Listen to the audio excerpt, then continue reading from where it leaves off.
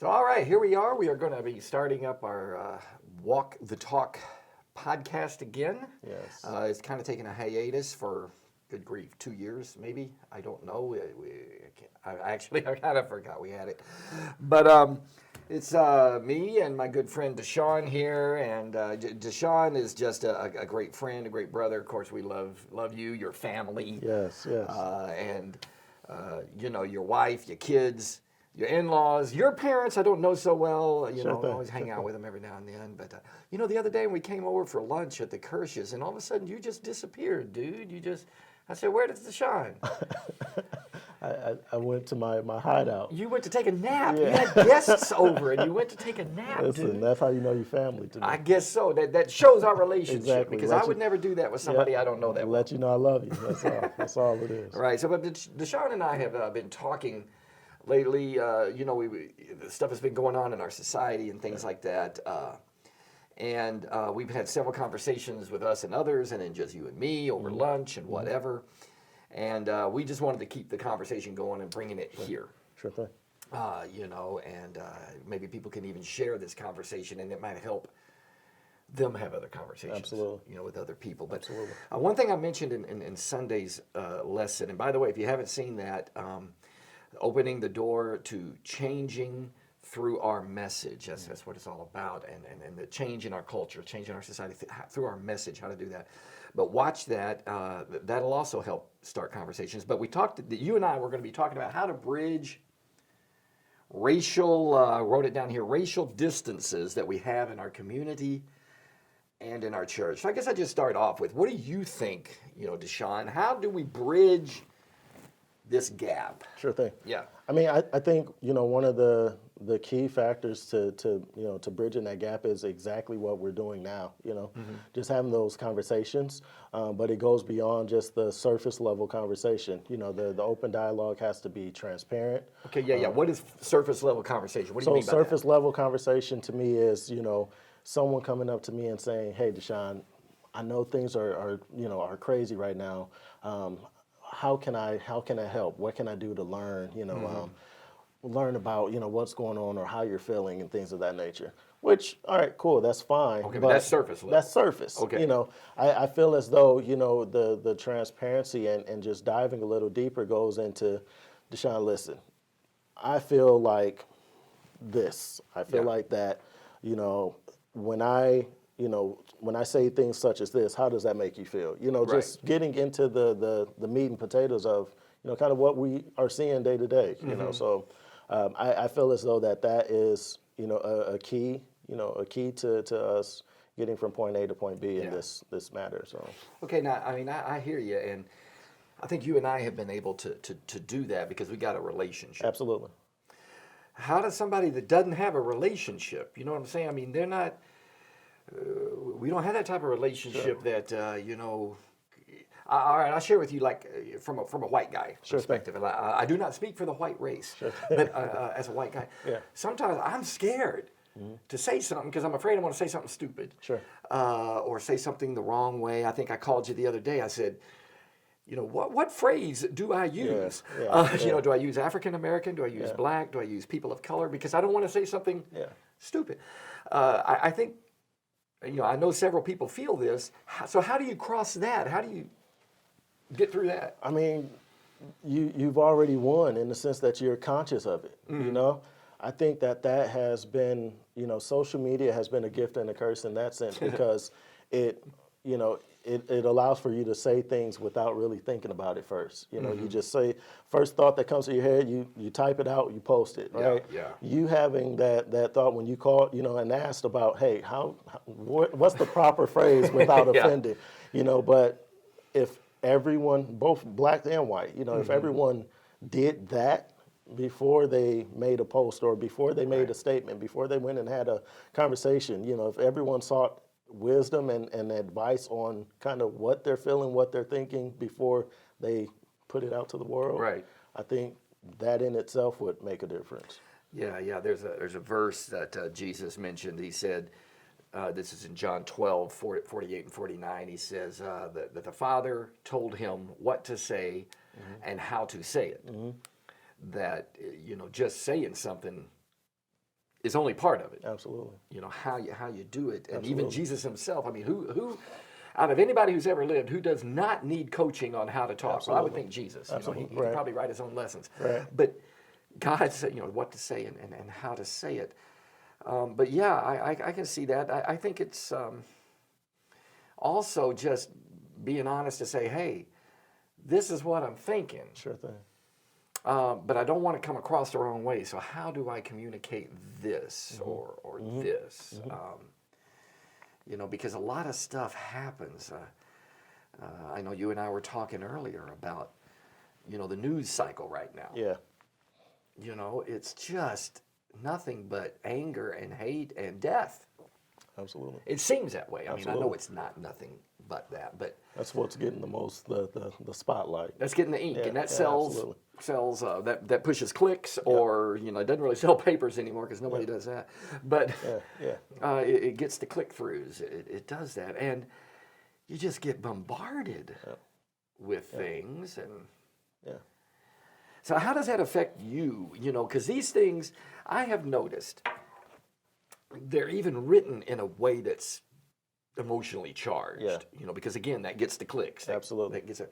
How does that affect you when you see stuff like that? I mean, unfortunately, I think I've become somewhat numb, to a lot of the things that I see, on social media, a lot of the things that I hear on the news. There's been so many different situations that have taken place. I've become numb, and I feel like that's an issue in itself. The fact that I'm at a space where I don't have feelings. When I go ahead. No, I was going to ask you, is that numb because it's apathy, or is it numb because you realize this may not be the real story, so I'm not going to let it affect me? What does numb? Apathy maybe. Okay. But also just you get tired. You get tired, emotionally tired. And as I said, unfortunately, although that's not everything that's happening, right? You rarely see the cop buying the kid a backpack, or Right. You rarely see those situations. You see the negative because, like you said, that's what gets the clicks. That's what prompts the views and things of that nature. So I say I've become numb to the negative side of things. Like we were talking earlier. My cousin, who again is my very best friend. He's a cop, 20 plus years. Right. So I know that. Yeah, and not to just to be clear, not to make it a cop thing or anything like that. But I'm just saying I know that there are very good ones out there. Sure. Steve, he's an amazing guy. I look up to Steve. There's amazing individuals out there that wear that uniform and take pride in protecting, right? But when you continue to see the individuals getting killed, unarmed or armed, I don't care what the situation is. A life is a lot more valuable than whatever that that argument or situation is. So you see that time and time and time again, almost as if it's the same story, different characters. Mm-hmm. It's like when you see a movie that you've seen over and over again, you Like the kind Hallmark of Channel? kind of tune out, Yeah. and I think that's a lot of where I'm coming from, just from an emotional standpoint. I'm like, man, I've seen this movie already. I already know how this one's going to play out. The guy's going to get killed. Cop's going to quit. That person's going to get fired. Whatever the case may be, they're going to get away with it. They're free. All right, on to the next scene or the next viewing of that same movie. Yeah. So your cousin, what'd you say? It's Kevin? Marty. What about to get Kevin from? I don't know. And not that I'm profiling you or anything, but I think he's probably a black man, right? Yes, absolutely. Okay, so, but how does he handle this as a cop? Yeah. Because, I'm not trying, and you're right, it's not about police, not police. But on the other hand, in the press, Absolutely. Yeah. the other day, when the second guy, Derek Wilkes, was it, or Right. What? Right, was shot in Minneapolis. The headline was Minneapolis police shoot another man. Yeah. And I'm going, it's like the whole police department. Yeah. It painted that picture of the police department versus black people. So how does he handle this, and how does he wrestle with this? Yeah. So I mean, we talk often, a few times a week, and one thing that he always puts just emphasis on the fact that no one can ever take away his involvement within the community, right? So his thing is he ensures that he's in the community, doing positive, more than he's even in uniform in a sense, right? So even outside of his regular shift, he's volunteering almost constantly. If you follow him on social media, you see he's always in something, he's school board, and just Boys and Girls Club, just doing something just community based, right? And I think, he has put more emphasis on that because when he is in uniform, people forget about all the good stuff, he becomes, he becomes an Uncle Tom, or he Right. he All hears kinds of that names he hears. all that he hears all of that coming from the neighborhood. Or you're a sellout. You're fighting against your own community, your own kind. All skin folk ain't kinfolk. You hear all of those. All of those type of statements. When again, this is coming aimed towards a guy who has literally put food on people's table. Sure. So he has a different he's built different, in the sense that I think in a way he's become numb to it because he knows that it's based off of emotions in that moment, not reality of, Right. well, no, I'm helping you and this neighborhood, so I think that he kind of has a different view from it, but it definitely still affects him and bothers him, to hear that, because in his heart he's trying to help. Yeah. Well, you can tell him, for me, not that he cares what I think, but I got nothing but respect. Absolutely. I know that there's, I don't know how many, there's got to be 1 million law enforcement officers out there. And there's going to be some bad people in there. But I think the majority, I got a lot of respect that they deal with the things we don't want to deal with. Absolutely. That's why we call them. Absolutely. And I have a respect for that, and to still do it in today's climate, I think is incredibly admirable, and I appreciate it. There's a verse that Paul says in Philippians 4:7 when he says that the peace of God, which transcends all understanding, will guard your hearts and minds in Christ Jesus. And that guard is kind of like, building a protection, a wall around your heart and your mind. How have you found your relationship with God helps you deal with some of the, well, like you say, you get frustrated, or you feel like same old thing, nothing going to change, or I'm getting apathetic, which I know you don't want to be, but you feel yourself going there. How does that help you? I have this, this mind frame of, God finds it in his heart to show me grace and allow for me to wake up every day and try and to be better than I was the day before.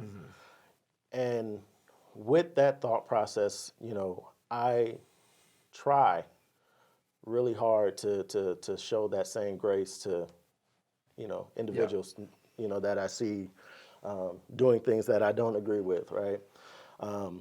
Unfortunately, I am still human, right? Unfortunately, my flesh and the way that I want to react, to things, still has those.